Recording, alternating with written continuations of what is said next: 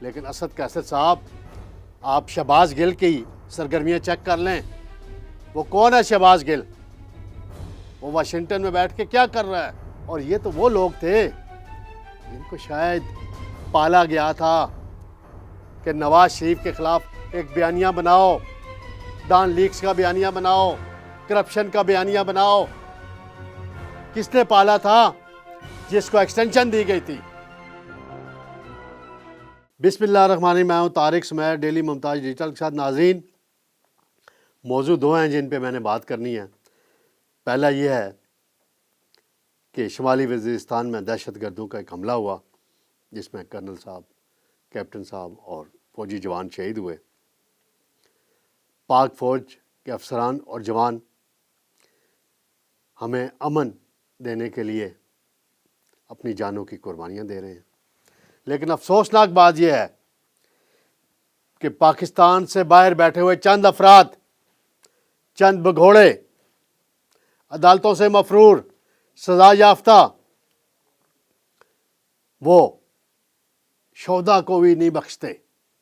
ان کی مخالفت ہوگی، کر لیں مخالفت اسٹیبلشمنٹ سے، نون لیگ سے، پیپلز پارٹی سے، جس سے بھی یہ کر لیں. لیکن جس طرح کی گھٹیا مہم چلاتے ہیں اور اس سے پی ٹی آئی کو بھی نقصان پہنچاتے ہیں. اور شیر افضل مروت کو کہنا پڑا کہ جو لوگ ایسا کام کر رہے ہیں اللہ تعالیٰ ان کے خاندانوں کو غرق اور تباہ کر دے. دوسرا معاملہ ناظرین، سینٹ میں ٹکٹوں کی تقسیم ہو رہی ہے، بندر بانٹ ہو رہی ہے. نون لیگ کے اندر کیا کھچڑی پک رہی ہے؟ کس خاتون کو سینٹ میں ڈپٹی چیئرمین لایا جا رہا ہے؟ پاورفل خاتون کو ایم این اے سے ہٹوا کے سینیٹر بنوایا جا رہا ہے. اس کی میں اندرونی کہانی نون لیگ کے اندر سے لے کر آیا ہوں، وہ میں آج آپ کو بتاؤں گا. سب سے پہلے میں آؤں گا شہداء والے معاملے پہ. جوان ہوں، افسران ہوں، جب سے دہشت گردی پاکستان کے گلے پڑی ہے، پرویز مشرف کے دور سے لے کے اس سے پہلے بھی واقعات ہوتے رہے ہیں، اور قربانیاں دے رہے ہیں. وہ اس وطن کے لیے دے رہے ہیں، ہمارے لیے دے رہے ہیں، آپ کے لیے دے رہے ہیں. پہلے ایک جنرل سرفراز صاحب کے ہیلی کاپٹر کا حادثہ ہوا تھا، اس پہ بھی ایک گھٹیا قسم کی سوشل میڈیا کمپین چلائی گئی اور کیا کیا کہانیاں بنائی گئیں. ابھی ایک کرنل صاحب اور ایک کیپٹن شہید ہوئے ہیں، اور آصف زرداری خود جنازے میں شریک ہوئے بطور پریزیڈنٹ. آرمی چیف آئے، آج وزیر اعظم صاحب بھی ان کی رہائش گاہوں پہ گئے ہیں. تو انکشاف کیا کل وزیر دفاع خواجہ آصف نے اور وزیر اطلاعات عطا تارڑ نے کہ جی تحریک انصاف کے حامی جو ہیں چند لوگ، وہ تضحیق کر رہے ہیں اور انڈیا کو خوش کر رہے ہیں. بڑی افسوسناک بات ہے اس طرح کرنا. جو لوگ اس میں ملوث ہیں ان کا پورا ڈیٹا لانا چاہیے منظر عام پہ، ان کے خلاف قانون کو حرکت میں آنا چاہیے. اس طرح کی باتیں درست نہیں ہیں. یہ قوم کے لیے درست نہیں ہے، ملک کے لیے درست نہیں ہے، اداروں کے لیے درست نہیں ہے. اور اسد کیسر نے تردید کی، گو کہ اسد کیسر ایک بڑے نفیس آدمی ہیں، اسپیکر رہے ہیں اور تحریک انصاف کے اندر ان کی اچھی شہرت کے حامل افراد میں شمار کیا جاتا ہے. انہوں نے اس بات کی تردید کی اور کہا کہ وفاقی وزراء پروپیگنڈا کر رہے ہیں پی ٹی آئی کے خلاف. لیکن اسد کیسر صاحب، آپ شہباز گل کی سرگرمیاں چیک کر لیں. وہ کون ہے شہباز گل؟ وہ واشنگٹن میں بیٹھ کے کیا کر رہا ہے؟ وہ ایک محیط پیر زادہ ہے جو جعلی انگوٹھے لگوا رہا تھا. اس کا والد بیڈ پہ تھا، اس کی انتقال ہونے والا تھا یا ہو چکا تھا 2016 میں. ابو ظہبی میں وہ گرفتار ہوا اس جعل سازی پہ، اس کی ہمشیرہ نے خود بیان دیا. اور یہ تو وہ لوگ تھے جن کو شاید پالا گیا تھا کہ نواز شریف کے خلاف ایک بیانیہ بناؤ، ڈان لیکس کا بیانیہ بناؤ، کرپشن کا بیانیہ بناؤ. کس نے پالا تھا؟ جس کو ایکسٹینشن دی گئی تھی، اور اس کے ساتھ کچھ اور لوگ بھی تھے. کچھ ریٹائر ہو گئے ہیں، کچھ ابھی سروس میں ہیں. انہوں نے اس مقصد کے لیے پالا تھا اس موحد پیرزادہ کو. وہ باہر بیٹھ کے پاکستان کے خلاف کیا کچھ نہیں کر رہا. جو شخص اپنی جائیداد کے چکر میں اپنے والد سے جعلی اس کا بیڈ ڈیتھ میں پڑا ہو، جعلی انگوٹھے لگوا رہا ہو، وہ پاکستان کے خلاف کیا کچھ نہیں کر سکتا.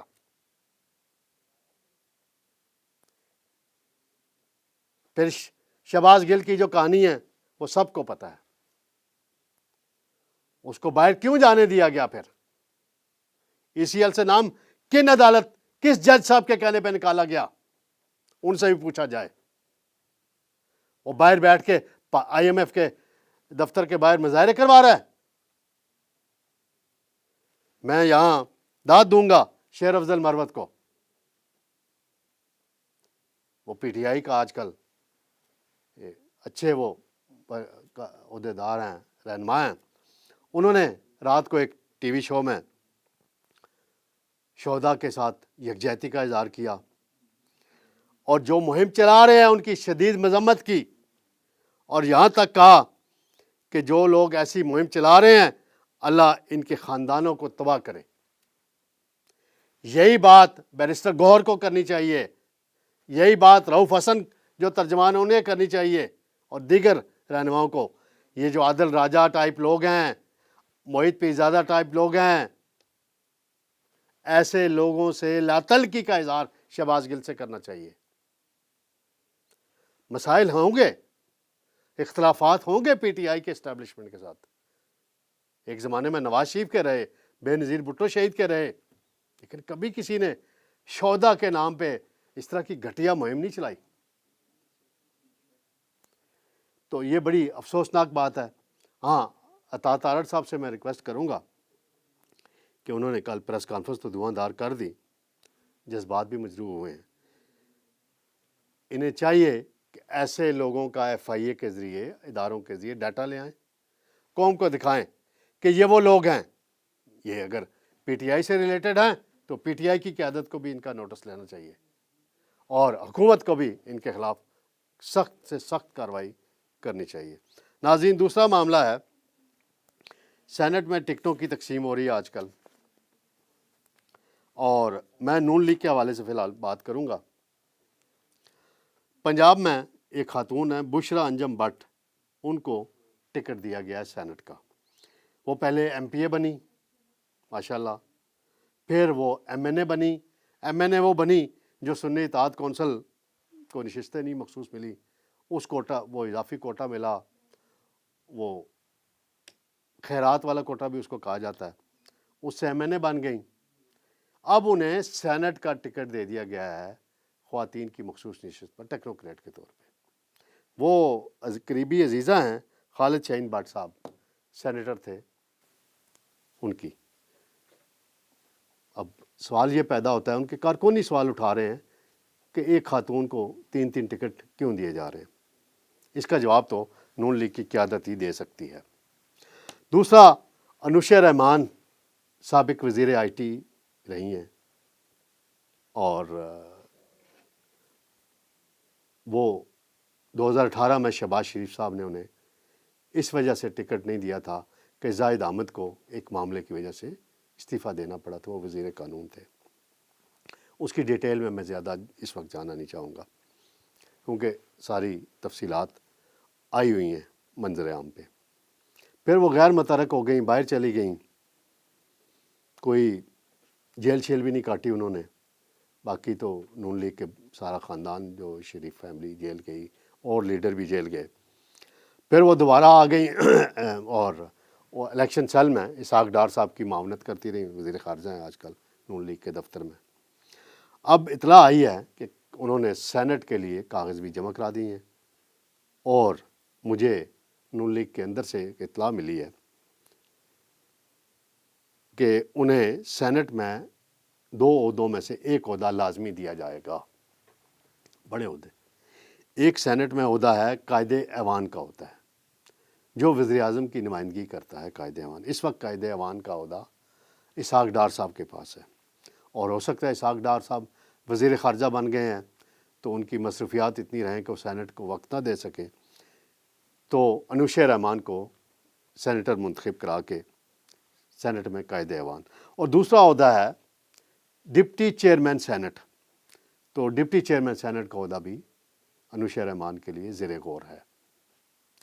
نور جہاں پانزئی ایک خاتون ہیں، پہلے رہ چکی ہیں مرحومہ 92 میں ڈپٹی چیئرمین سینٹ، یہ اگر انوشا رحمان بنی تو یہ دوسری خاتون ہوں گی۔ پرویز شید صاحب بھی سینیٹر بن رہے ہیں، ناصر بٹ بھی بن رہے ہیں، طلال چودھری بھی بن رہے ہیں، عرفان صدیقی بیٹھے ہوئے ہیں، اعظم نذیر طارڑ بیٹھے ہوئے ہیں، اور بھی نون لیگ کے بڑے بڑے سینئر لوگ بیٹھے ہوئے ہیں۔ تو میں اس کو دیکھ رہا ہوں کہ اب نئے نئے عہدے کریٹ کیے جا رہے ہیں۔ اب دیکھتے ہیں آگے چل کے اس حوالے سے کیا صورتحال پیدا ہوتی ہے۔ قومی اسمبلی میں شیر افضل صاحب بڑے متحرک ہوتے ہیں، بڑے سٹائل میں آتے ہیں، تو ان کے لیے میں خبر دے رہا ہوں کہ سینٹ میں ناصر بٹ صاحب آ رہے ہیں سینیٹر منتخب ہو کے، اور گو کہ وہ سینٹ میں ہوں گے، لیکن آپ کا کبھی ٹکراؤ ہو سکتا ہے نا بھائی، کسی ٹاک شو میں ہو جائے، پارلیمنٹ ہاؤس میں آتے جاتے ہو جائے، تو ذرا خیال رکھیے گا شیر افضل صاحب ناصر بٹ صاحب کے حوالے سے، اور ناصر بٹ صاحب آپ بھی شیر افضل کا خیال رکھیے گا۔ بس یہ لائٹر موڈ میں نے بات کرنی تھی ناظرین، انشاءاللہ کل آپ کی خدمت میں دوبارہ حاضر ہوں گے۔ اللہ حافظ۔